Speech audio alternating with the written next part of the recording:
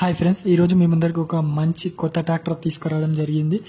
దాని గురించి తెలుసుకునే ముందర మీరు కూడా మీ యొక్క వీడియోలను మన ఛానల్లో కనుక ప్రకటించాలంటే స్క్రీన్ మీద కనిపిస్తున్న నెంబర్కి ఫోటోలు లేదా వీడియోలు సెండ్ చేయగలరు.